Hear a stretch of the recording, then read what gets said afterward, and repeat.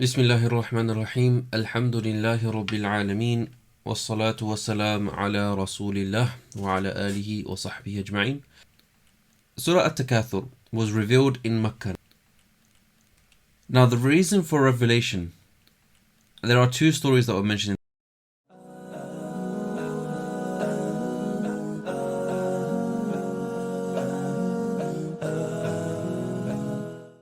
First is that there was two clans of the Quraysh, Bani Abd Manaf and Bani Saham. Their chieftains got in an argument and then eventually got to a point where they started arguing of who's got the most leaders and chiefs within themselves. And then one clan had more. And then they said, you know what, let's also count our dead. And so they counted their dead and the other clan had more. So that was one reason for the revelation. Another one mentioned is that there was Jews that were arguing. And they were saying, oh, we're greater in number than this group and that group and that group. Until death overcame them and they died misguided. So there are two stories mentioned regarding this. Now Surah Takathur is very, very powerful. And it's a great reminder, especially for the youth and those that are obsessed with chasing money. Those that are obsessed with chasing objects. It's a very good reminder. So we begin. Alhaakum takathur. Alhaakum, you're distracted. Takathur, by striving for more. So takathur here is from kathra, which means to get more. It is to amass lots of wealth, take pride in having lots, and acquiring wealth but not paying for its due. Now, all of this is relevant.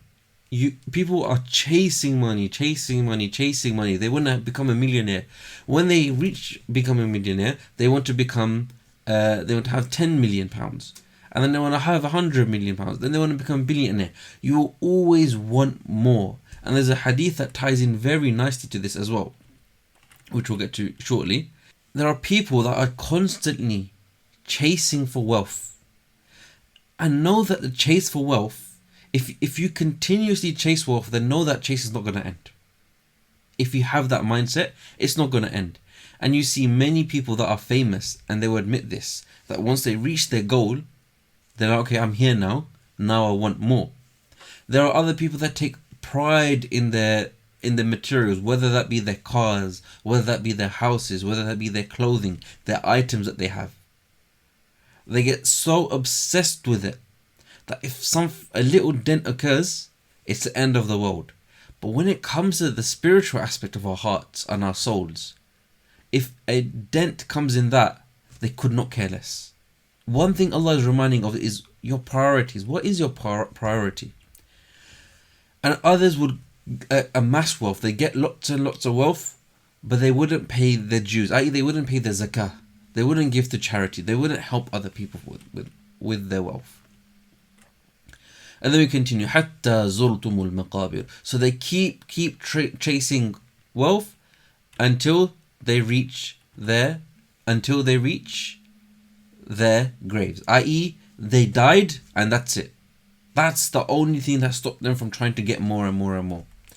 And people are busy competing for wealth and children. Now, in our days, people aren't as busy about competing to have more and more children. Everybody wants a child. For those that are struggling to have a child, may Allah grant them children. For those that do have children, may Allah subhanahu wa ta'ala make them pious, obedient children that worship Allah subhanahu wa ta'ala. In Surah Al-Kahf, which inshallah many of you would have recited today, there's an ayah which mentions Al-malu wal-banuna zinatul hayati dunya, that wealth and children are the beautifications of this world. And in the previous days, and again I mentioned that it's not as common for the people in the UK, for at least, that in the previous day you'd want loads of children, because those will be multiple income streams coming in as well. That will be power as well. And you get people competing for wealth, which I already mentioned about before. They do it so much that they are competing and they forget about what they're actually striving for, i.e., the true thing to strive for, the Day of Judgement, Jannah, right? until death arrives. And when we die, we will leave all of these things behind, right? All of this will be left behind. All that money you chased, people will benefit from it. People will be spending that money. The time you spent getting that house, well, know that somebody else is occupying it. That car you spent so long to get, well, somebody else is driving it, or it's scrapped for metal. Yeah, what are we chasing? What are we chasing in this world? And that's the lesson that we learn from Alhaakumut Takathur. And think about how many people memorize this surah. That if we were actually to think about the meanings of this surah, which we'll get into more a bit later, it should remind a Muslim that, you know what, whatever wealth comes to me was written. It's written for me. It's not that everybody has the same amount of wealth. Everybody will have a different amount of money. However, what you do have is time in your hands. You do have the time to worship Allah through it. And then when you earn that money through halal means, spend it on halal. Don't become so obsessive with money that it ends up killing you. i.e., حتى زرتم المقابر, until you reach your grave. And there's an amazing hadith that if Adam's son had i.e. us, all of the children of Adam, had a valley full of gold, he would want 2 valleys. For nothing fills his mouth except for dust, and Allah forgives him who repents to him. I.e., if you had 1 valley of gold, you'd want another, and another, and nothing will get you full. Nothing will end that want until you die. And then Allah reminds the mu'mins that if you fall into the trap, Allah forgives those who return to Him. So turn to Allah, make tawbah to Allah. That does not mean, by the way, that you should live a life on purpose as a poor person. Rather, what it's saying is, don't have love for wealth. Don't become obsessive about wealth, that it distracts you. You know, people spend time getting that wealth so that they can save it for a house, a car, these certain clothes, certain laptop or certain phone. But how much money in that month is spent on Islamic education? Something that will benefit you, right? I mentioned how before, everything you leave behind. One of the things that will benefit you in the grave is that knowledge you've left behind and people are acting upon it. Another is for your pious children when they do dua for you. A sadaqah jariyah as well. So all of that, imagine we invest, that is a true investment. And then if you give out to the masjids, for example, you help other people, you are giving a loan to Allah subhanahu wa ta'ala, and He will multiply the rewards for you. That is a true investment. كَلَّا سَوْفَ تَعْلَمُونَ ثُمَّ كَلَّا سَوْفَ تَعْلَمُونَ. No, indeed, you will come to know. Now, just a bit of Arabic here. When it says سَوْفَ, there's a verb here, تَعْلَمُونَ. That is in the present tense. It's a verb in the present tense. When you get the word سَوْفَ before it, it's referring to a future tense that is a distant future. When you get just the scene, so you might see كَلَّا سَيَعْلَمُونَ, right? In Surah An-Naba. كَلَّا سَيَعْلَمُونَ. That is more in the closer sense. Sa is a future in the close sense. Sofa is a future that is a bit more distant away. Those people that are chasing that wealth, yes, you know, we might think we're invincible at the moment, that death is far away, but death will surely come to us.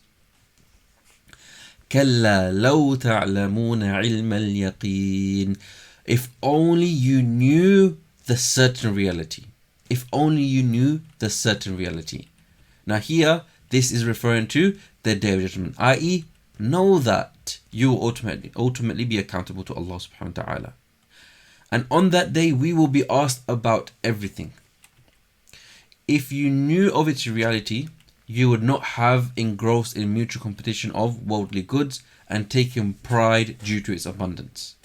That if you are really aware of the Day of Judgment, you wouldn't be competing for amassing all this wealth here and then saying, oh, look how much I have. And I mentioned back to the reason revelation, where people would mention about we got more than you. We got more than you. There's more of us. But now it's about I have more material. I have more wealth. I have this flashy thing. Right? And that is only, like, think about when a new iPhone comes out.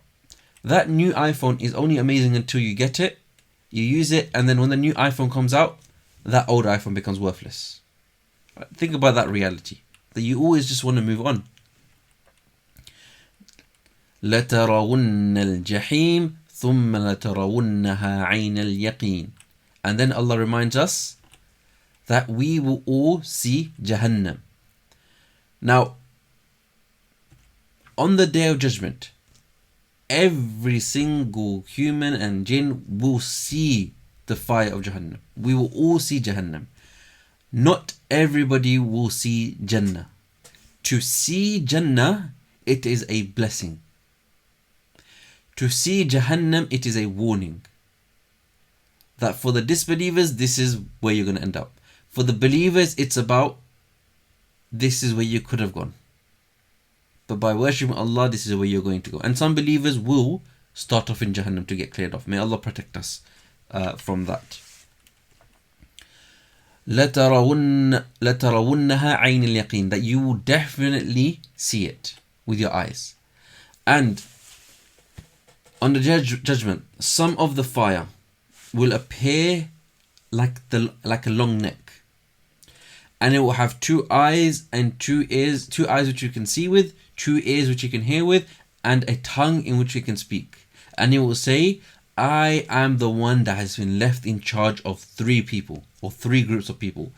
Every obstinate oppressor, every oppressive person, everyone that called upon Allah besides Allah, i.e. people that worship idols, and the image makers, those that made objects of worship. May Allah subhanahu wa ta'ala protect us from being touched by Jahannam. One point to note is that sometimes when we speak about Jahannam, some people, they get a bit, we should speak about more positive things.